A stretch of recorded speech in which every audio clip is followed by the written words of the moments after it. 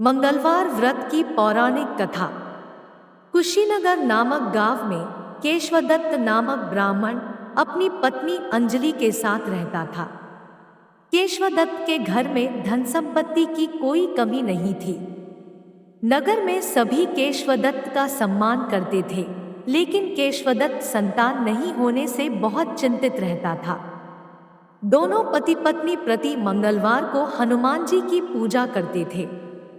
विधिवत मंगलवार का व्रत करते हुए कई वर्ष बीत गए। ब्राह्मण बहुत निराश हो गया, लेकिन उसने व्रत करना नहीं छोड़ा। कुछ दिनों के बाद केशवदत्त हनुमान जी की पूजा करने के लिए जंगल में चला गया। उसकी पत्नी अंजलि घर में रहकर मंगलवार का व्रत करने लगी। दोनों पति पत्नी पुत्र प्राप्ति के लिए मंगलवार का विधिवत व्रत करने लगे। अंजलि ने अगले मंगलवार को व्रत किया, लेकिन किसी कारणवश उस दिन अंजलि हनुमान जी को भोग नहीं लगा सकी और उस दिन वह सूर्यास्त के बाद भूखी ही सो गई। अगले मंगलवार को हनुमान जी को भोग लगाए बिना उसने भोजन नहीं करने का प्रण कर लिया। 6 दिन तक अंजलि भूखी प्यासी रही। 7वें दिन मंगलवार को अंजलि ने हनुमान जी की पूजा की, लेकिन तभी भूख प्यास के कारण अंजलि बेहोश हो गई। हनुमान जी ने उसे स्वप्न में दर्शन देते हुए कहा, उठो पुत्री, मैं तुम्हारी पूजा पाठ से बहुत प्रसन्न हूँ। तुम्हें सुंदर और सुयोग्य पुत्र होने का वर देता हूँ। यह कहकर हनुमान जी अंतर्धान हो गए। तत्काल अंजलि ने उठकर हनुमान जी को भोग लगाया और स्वयं भोजन किया। हनुमान जी की अनुकंपा से अंजलि ने एक सुंदर शिशु को जन्म दिया। मंगलवार को जन्म लेने के कारण उस बच्चे का नाम मंगल प्रसाद रखा गया। कुछ दिनों बाद अंजलि का पति केशवदत्त भी घर लौट आया। उसने मंगल को देखा तो अंजलि से पूछा, यह सुंदर बच्चा किसका है? अंजलि ने खुश होते हुए हनुमान जी के दर्शन देने और पुत्र प्राप्त होने का वरदान देने की सारी कथा सुना दी। लेकिन केशवदत्त को उसकी बातों पर विश्वास नहीं हुआ। उसके मन में पता नहीं कैसे यह कलुषित विचार आ गया कि अंजलि ने उसके साथ विश्वासघात किया है।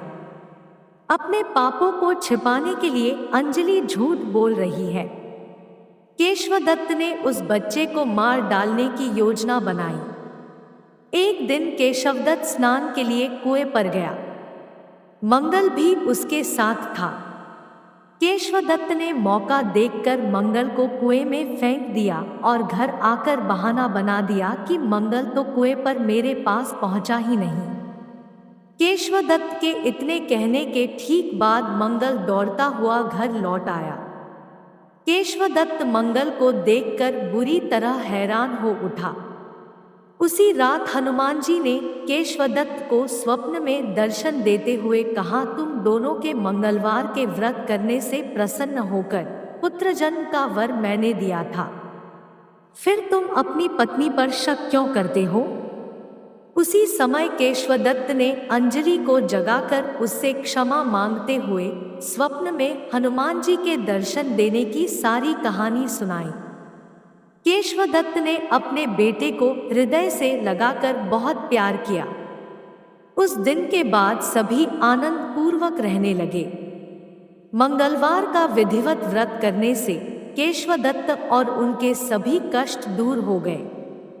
इस तरह जो स्त्री पुरुष विधिवत मंगलवार का व्रत करके व्रत कथा सुनते हैं, हनुमान जी उनके सभी कष्ट दूर करके घर में धन संपत्ति का भंडार भर देते हैं। शरीर के सभी रक्त विकार के रोग भी नष्ट हो जाते हैं। मंगलवार व्रत विधि।